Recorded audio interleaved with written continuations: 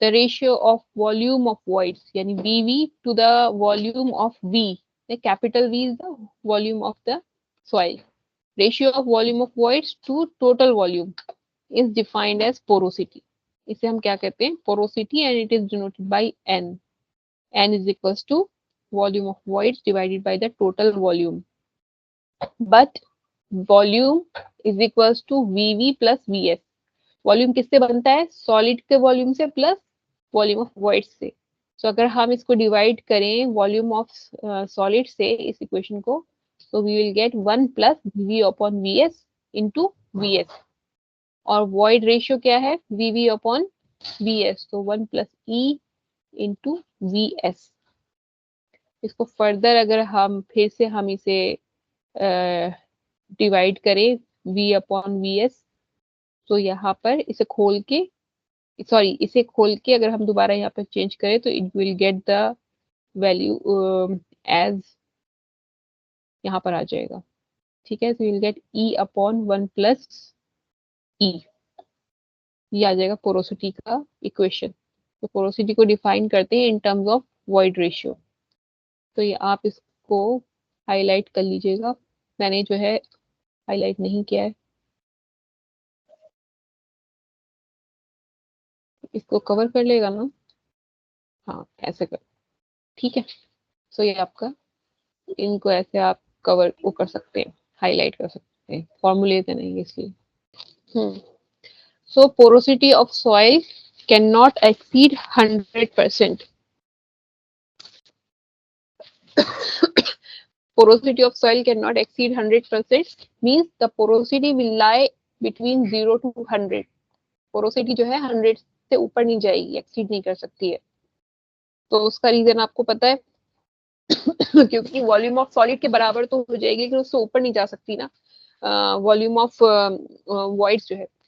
तो porosity n of a natural deposit is a function of shape of grains, uniformity of grain size and the condition of sedimentation. Porosity किस पर depend करता है? It's a function of shape of grains, uniformity of grain size and the condition of sedimentation. इसे आप समझ रहे हैं कि पोरोसिटी ऑफ नेचुरल डिपॉजिट का यहाँ पे जो फंक्शन बताया है, शेप ऑफ ग्रेन, वो सब हम इस फिगर से समझ रहे हैं ना. शेप ऑफ ग्रेन अगर राउंड है या एंगुलर है या इरेगुलर है, ये शेप ऑफ द ग्रेन होगा. आप समझ में आ रहा है? अच्छा, मुझे ये जानना है कि सॉलिड समझ में आ रहा है क्या चीज है ये सॉइल में जो हम बात कर रहे हैं. सॉइल के अंदर कोई पार्ट सैंपल लिया, उसके अंदर सॉइल के अंदर जो ग्रेन्यूल्स होंगे, जो उसके ग्रेन होंगे, वो उसमें पानी मॉइस्चर कितना है और एयर कितना है. उसके बाद वो कैसे पैक्ड है, उनका शेप कैसा है, जो ग्रेन जो है, जो सॉलिड्स हैं, उनका जो है शेप कैसा है. तो यहाँ पर का बताया गया है, ये 3 चीजें जो बता रहे हैं वो यहीं से आपको समझनी है कि porosity of a natural deposit is a function of shape of the grains. यानी एंगुलर है, यानी टेढ़े मेढ़े से है, या इरेगुलर है, या कोई शेप डिफाइंड नहीं है उनकी, कि ट्राइंगल है कि राउंड है. और कंडीशन ऑफ सेडिमेंटेशन का मतलब ये है कि वो जब उनका फॉर्मेशन हो रहा था, जिस रॉक के वो ग्रेन है, तो वो किस तरह से सेडिमेंटेशन हुआ है. लूज पैकिंग हुई है उनकी, या वो पोरस या उनकी कॉम्पैक्ट पैकिंग हुई है. तो सेडिमेंटेशन का मतलब है, जो आपने जियोलॉजी में पढ़ा, कि layer by layer compaction, layer by layer आके लगती रहती है और एक टाइम के बाद जो है वो रॉक बन जाती है, सॉलिडिफाई हो जाती है. तो अगर वो लूज पैकिंग के साथ हुई है तो उसमें ऑब्वियसली पोरोसिटी ज्यादा होगी. और अगर वो कॉम्पैक्ट है, यानी अच्छे से प्रेशर के साथ उसमें आपस में बाइंडिंग प्रॉपर हुई थी, तो वो लूज नहीं है, तो वहां पर पार्टिकल्स में जो है वॉइड्स कम होंगे. Got it? Now coming to the n is equals to 25 to 50%. This is the natural sand. ये n क्या है? पोरोसिटी 25 से 50% है.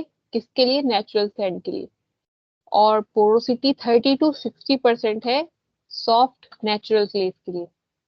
ये बात तो जो है अभी पीछे हमने डिस्कस करी ना, कि जो हमने देखा है कि कोर्स ग्रेन सॉइल जो होती हैं, उनका जो उनके अंदर जो जो वॉइड रेशियो होता है वो कम होता है then the void ratio of the fine soil. तो क्ले क्या होती है, क्ले बहुत फाइन होती है, तो क्ले को हाथ में लेते हैं, चिकनी मिट्टी जिसे कहते हैं, तो वो हाथ में लेते हैं तो उसका आपको ग्रेन भी पता नहीं चल पाता है। और सैंड में ये है कि सैंड को आप हिलाते हैं तो आपको ग्रेन साइज फील होता है फिंगर्स पे भी उसका। देखिए उसके बावजूद अब देखिए कि पोरोसिटी सैंड की कम है और इसकी ज्यादा है। अब पोरोसिटी कहने से पोरोसिटी समझ में आ जानी चाहिए कि हम किस चीज की बात कर रहे हैं। पोरस का मतलब होता है कि पानी डालो उस चीज में से कितना पानी निकलेगा बाहर।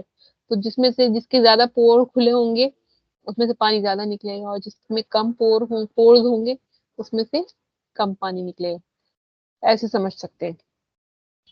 सो if a soil is having loose packing during sedimentation, अगर कोई सॉइल है उसकी पैकिंग जो है वो लूज है सेडिमेंटेशन के दौरान, तो उसकी जो है पोरोसिटी ज्यादा होगी। यहाँ पर ये जो बात हुई है सेडिमेंटेशन की, उसकी पोरोसिटी ज्यादा होगी। Out of void ratio and porosity, void ratio is use frequently in soil engineering. void ratio और पोरोसिटी दोनों में से हम ज्यादातर किससे डिफाइन करते हैं सॉइल को?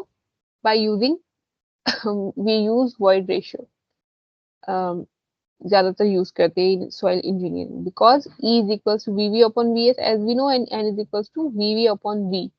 सो any change in the volume is a direct consequences of a similar changes in the VV and while VS remains the same।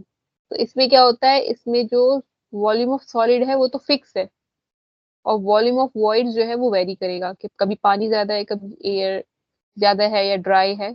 और बट इस केस में क्या होगा, ये टोटल वॉल्यूम है, तो अगर इसमें वेरिएशन होगा, यानी तीनों फेज लिए हुए, इसके अंदर वॉल्यूम ऑफ सॉलिड भी है, वॉल्यूम ऑफ वाटर भी है, वॉल्यूम ऑफ एयर भी है, तो अगर इसमें तीनों में से वेरिएशन होगा, अगर वॉल्यूम ऑफ एयर भी चेंज होता है या वाटर होता है, तो ऑटोमेटिकली ये पूरा चेंज हो जाएगा और उसकी वजह से ये भी चेंज होगा, क्योंकि इसमें भी वाटर और एयर दोनों का कॉम्बिनेशन है। तो इसलिए इसको कम यूज करते हैं सॉइल इंजीनियरिंग में, बिकॉज इसमें न्यूमिनेटर और डिनोमिनेटर दोनों में चेंजेस होता है। इसमें क्या है कि वॉल्यूम ऑफ सॉलिड फिक्स हो जाता है, बस यहाँ पर वेरिएशन होता रहता है। So for settlement calculation, we use void ratio frequently.